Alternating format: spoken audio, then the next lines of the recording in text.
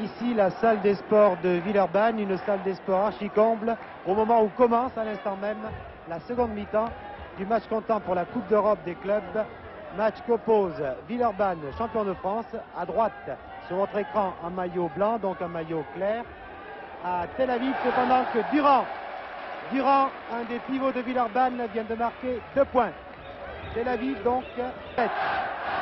Et vous entendez la foule qui crie Asvel, Asvel.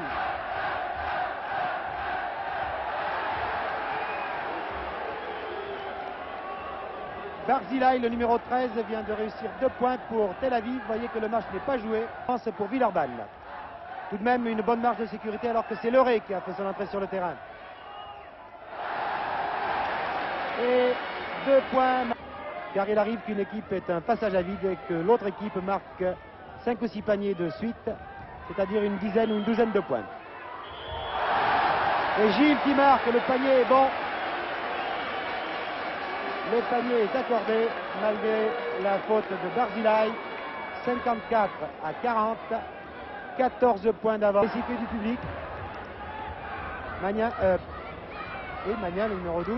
Leray, tire à mi-distance. Et voilà pour Villeurbanne.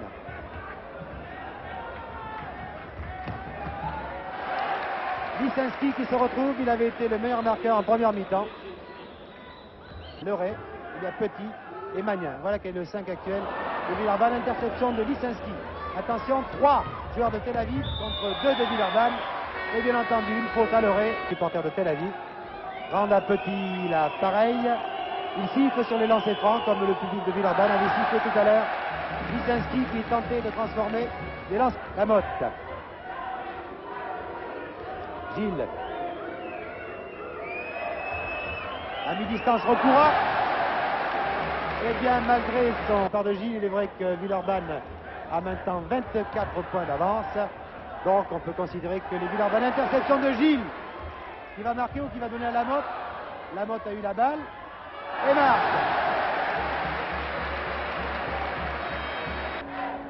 Faire reposer leur vedette et que les remplaçants se montrent presque les égaux des titulaires. Pour l'instant, le match est un peu plus calme.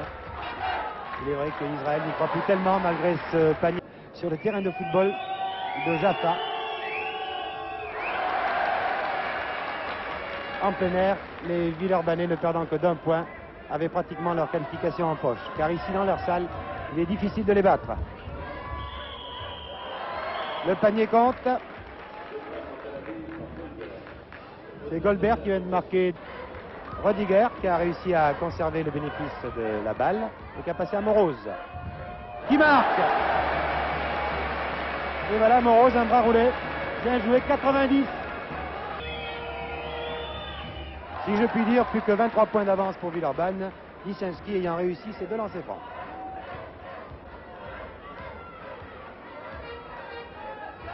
Je pense qu'il ne reste plus que 30 secondes maintenant.